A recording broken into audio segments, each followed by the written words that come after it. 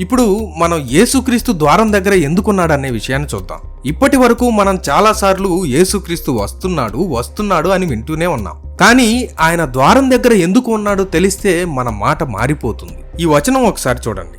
మత్తయి సువార్త 24వ అధ్యాయము 31వ వచనం. మరియు ఆయన గొప్ప బూరతో తన దూతలను పంపును, వారు ఆకాశము యొక్క ఈ చివరి నుండి ఆ చివరి వరకు నలుదిక్కుల నుండి ఆయన ఏర్పరచుకొనిన వారిని పోగుచేతురు.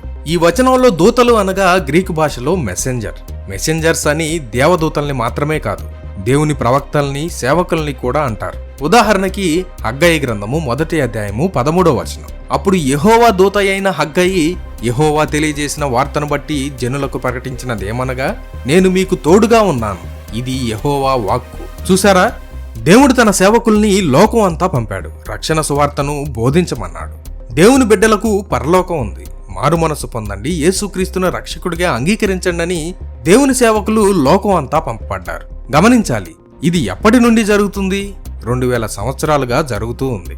దేవుడు 2000 సంవత్సరాల నుండి ఏర్పాటులో ఉన్న వారిని యేసుక్రీస్తు అనే రక్షణ ద్వారం ద్వారా రక్షణలోనికి తీసుకువెళ్తున్నాడు. కానీ ఇప్పుడు బైబిల్ చెప్పిన అంత్య దినాల్లోకి మనం వచ్చేసాము అనడానికి ఎటువంటి సందేహమూ లేదు. ఈ అంత్య దినాల్లో చాలా మందికి రక్షణ అంటే చులకనైపోయింది. క్రైస్తవ మార్గం ఒక జోక్ అనుకుంటున్నారు, అసభ్యకరమైన పదజాలంతో హేళన చేస్తున్నారు. కానీ దేవుడు ప్రేమమయుడుగా ఉంటూ తన నూతనమైన వాత్సల్యము ద్వారా ఈ ఆఖరి క్షణంలో అన్యులు రక్షణ పొందుతారేమో అని ఎదురు చూస్తున్నాడు. తన సేవకుల్ని, తన బిడ్డల్ని ఈ లోకం హింసిస్తున్నా సరే అవన్నీ చూసి కూడా దేవుడు మనిషి మారుతాడేమో, దేవుడు ఉచితంగా ఇస్తున్న రక్షణ పొందుతారేమో అని యేసుక్రీస్తు అనే రక్షణ ద్వారం తెరిచి ఎదురు చూస్తున్నాడు.